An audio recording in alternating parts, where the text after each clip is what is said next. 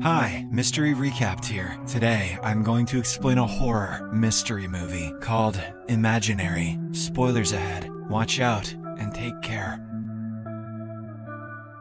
The movie opens as a young woman named Jessica is caught up in one of her recurring nightmares. She is being trapped in her childhood home and being stalked by a creature posing as her father. The creature then takes the form of a hideous spider and is about to attack when suddenly Jessica wakes up in her bed. She is in her apartment safely next to her husband, Max. Hearing his wife gasp in horror, Max quickly awakens and asks if she had yet another nightmare. I'm tired of this, babe. It is obvious that Jessica has been suffering from erratic sleep for quite a long time now. We also get to know that their family is soon moving to a new home. Max concludes that these nightmares are a result of a variety of problems, like shifting to a new place and dealing with his ex-wife. Furthermore, he suggests that they should immediately move into their new home so that at least one problem will be over. Can't do anything about my bitch of an ex-wife, though. Jessica initially isn't keen on the idea, but eventually agrees and starts packing their bags. A few hours later, the couple, along with their two daughters, arrive in front of the property that they will now call home. It is revealed that this is the same house where Jessica grew up with her family. She had to leave after an incident with her father, Ben, as a child. He was a good man by all accounts, but one day, out of the blue, he snapped and lost his mind. Ben attacked his daughter, whom he loved more than his life, and even gave little Jessica scars on her arms. He was institutionalized after that event, and Jessica was sent away to live with her grandparents. And now, moving back into this house, her nightmares are sure to stop. Back in the present, we get a peek into the personal dynamics of her own family. Jessica is happily married and is a stepmother to two beautiful girls, Taylor and Alice. The younger Alice has taken well to her father's second marriage, but the elder daughter Taylor still remains standoffish. This doesn't stop Jessica from trying her best to become a welcoming mother to both of them. She even shows her younger stepdaughter around their new home. That afternoon, Jessica quickly gets back to her work. She is a successful writer and an illustrator. She authored the award-winning children's book series Molly Millipede and Simon the Spider. She is extremely stressed with a deadline for her new book. When Alice enters the room, the kid invites stepmom to take a break from work and play with her. Extremely pleased by this offer, Jessica immediately agrees, suggesting they should play hide and seek. However, as they are playing, Jessica gets a call from her editor and steps out of the house to talk. Alice, on the other hand, keeps searching for her stepmom and eventually ends up in the basement. The little kid looks around the dimly lit space and finds a teddy behind some wooden boxes. It looks like a standard stuffed toy, but it appears as if the teddy bear can psychically communicate with Alice. In fact, it introduces itself as Chauncey, the bear, and says it is feeling hungry. The kid then takes the teddy bear upstairs to her room. Meanwhile, Taylor is busy taking selfies in her room when she sees something really creepy. In the corner of one of her photos, a strange old woman can be seen looking straight into her room. Taylor immediately goes outside to check who the old woman is, but cannot find any trace of her. She is instead greeted by Liam, a young boy from the neighborhood. The two teenagers immediately hit it off, and Liam invites her to hang out. Suddenly, Jessica, who is talking to her editor nearby, steps in to have a chat with the youngsters. Taylor, however, is irritated by her stepmom trying to be overly friendly and storms up to her room. The following day, Jessica goes back to her work, feeling reinvigorated with new ideas. Alice soon arrives carrying Chauncey and says the two of them are playing scavenger hunt. The first objective of the hunt is finding things that make Alice happy. She requests her stepmom to make something cheerful for her, and the latter obliges. Jessica paints a smiley face on a blue rubber ball and gives it to the delighted kid. Kids are stupid and so easily pleased. However, that night, while preparing to go to bed, Jessica hears a thudding noise from the basement. She goes in to check it out and comes across the same rubber ball that she had earlier given to Alice. She is slightly creeped out as the smiley face is turned into a frown. However, her attention is diverted to a nearby box that has been labeled Jessica 5. It contains a collection of paintings that Jessica did as a 5-year-old kid. She casually skims through them and sees a rather vivid drawing of a door. The whole picture seems trippy, and underneath there is a note that says, "Never, ever." Nonetheless, Jessica leaves the drawing in the basement and heads upstairs to check on Alice. She hears the kid having a tea party with her teddy bear and begins to record it to show it to her husband later on. Jessica thinks the whole scenario is extremely cute until she hears the voice of a woman in the room. She immediately opens the door only for a strange woman to lunge at her. Hearing the commotion, Taylor arrives at the spot and pulls the woman off of Jessica. It is then revealed that the intruder is none other than Max's mentally deranged ex-wife, Samantha. She had broken into the house to meet her kids, but got violent when she noticed Jessica. The police soon arrive and take Samantha back to her mental institution. You're not allowed to see your kids, you crazy animal. The next afternoon, Max is headed out of town for a show with his band and his dumbass hat.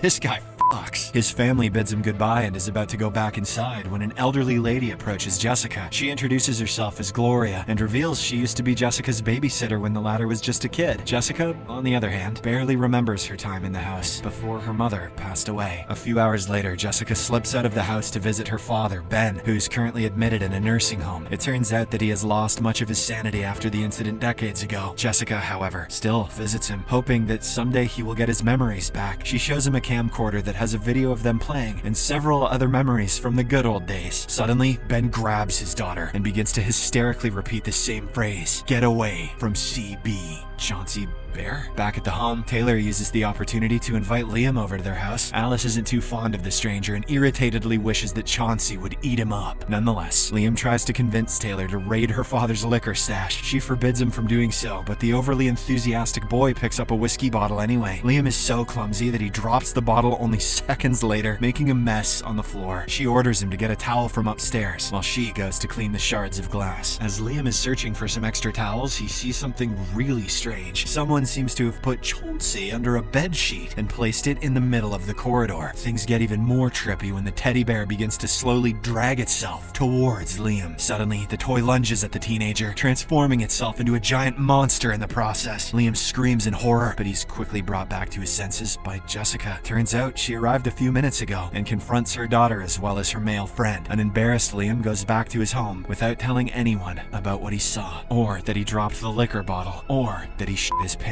A few days later, Jessica returns to her home office, but finds that someone has cut the heads off her drawings. Jessica knows that Alice hasn't been getting all the attention she needs, so she concludes that it was the little girl who did this, as a means to pour out her pent-up frustration. Jessica then goes into her stepdaughter's room and tries to have a chat with the kid. She opens up about her own difficult upbringing and how she has a strained relationship with her father. Suddenly, she hears Alice playing outside and checks under the bedsheet. An embarrassed Jessica realizes that she's been talking to Chauncey, the teddy bear, all this time. Following this, Jessica casually looks around the room and finds the scavenger hunt list on a nearby desk. The list starts off innocently, but gradually turns more and more sadistic. The final 3 challenges contain sadistic things, like do something that scares you, do something that will get you in trouble, and finally, do something that hurts. Creeped out, Jessica goes to the window to call Alice, only to see a horrifying sight. The kid is outside playing with a piece of wood that seems to be ripped from a nearby fence. Alice is getting ready to impale her palm on a rusty nail that is sticking out of one end of the wood. Jessica realizes that the kid is about to perform the last task on the list. She quickly heads outside and saves her stepdaughter before Alice can hurt herself. A few days later, Jessica calls a child psychologist, Dr. Soto, to come and speak to Alice. The psychologist sets up a camera to record the session and begins to have a conversation with the little kid. She asks Alice about her imaginary friend, and the latter says his name is Chauncey. Dr. Soto urges her to talk to Chauncey about removing the risky things in the scavenger hunt list. Eventually, the kid agrees to do so and starts talking to the teddy bear about what happened a few days ago. The doctor watches on as Alice has a full-on conversation, but thinks that the little kid is talking both for herself as well as for her imaginary friend. However, Chauncey starts to get more aggressive, calling Jessica fake mommy and a bad person. Alice defends her stepmom and eventually says she doesn't want to be friends with him anymore. She leaves the room sobbing uncontrollably and runs upstairs to her room. As the session ended abruptly, Jessica asks the doctor about what just happened. Soto tells her that Alice has made an imaginary friend, one who doesn't exist in real life. Now that'll be $300. Jessica interrupts and says that her stepdaughter is actually talking to a real object, her teddy bear, and not a non-existent thing. The doctor, now realizing the root of the problem, says there is no teddy bear. To prove her point, Soto even shows the video recording of the session. To Jessica's utter horror, there is no teddy bear in the video, and Alice is talking to herself. Jessica then calls her elder stepdaughter and asks if she has seen Alice's teddy bear, but Taylor has no idea what she is talking about and confirms that there is in fact no teddy bear. It is now obvious that only Jessica and Alice can see Chauncey. Dr. Soto also shows footage of a similar case where a boy named Louis also had an imaginary friend. It put the boy through the same thing that Chauncey's currently putting Alice through. Right towards the end of the video, Jessica hears Louis say "never ever" a few times. These are the same words that were written underneath the drawing of a door that Jessica had made when she was 5. Things get even more complicated when moments after the doctor has left, Alice disappears from her room. Taylor, who blames Jessica for this mess, goes outside to look for her sister. She runs into their oddball elder neighbor Gloria, who says she knows where Alice currently is. She invites the teenager into her home and instead begins to explain what happened to Jessica as a child. According to her, Jessica also had an imaginary friend as a child, whose name was also Chauncey. Imaginary friends are spirits who tether to the young and can become sinister if abandoned. Jessica had forsaken Chauncey as a kid, and now the spirit has turned evil. It wants to take revenge by taking Alice to a different realm, named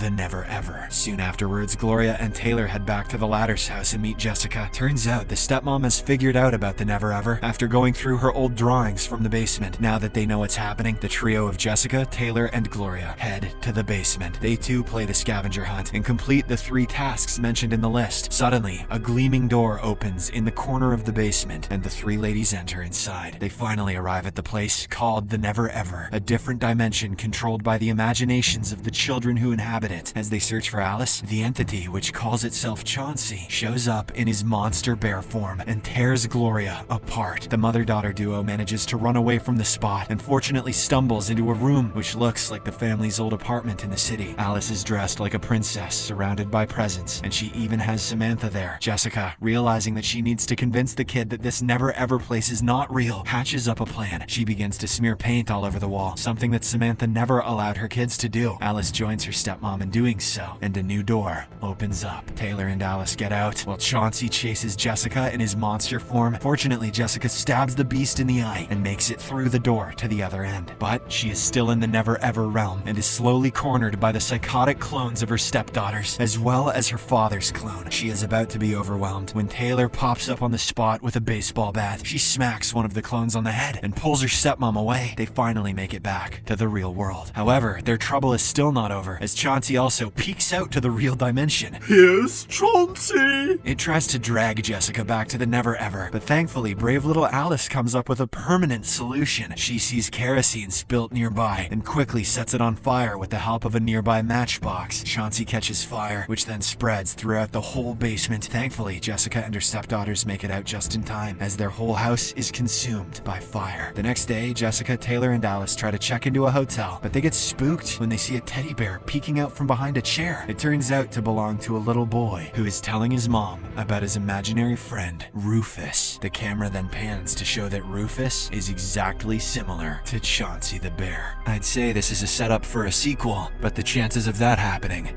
are imaginary. Subscribe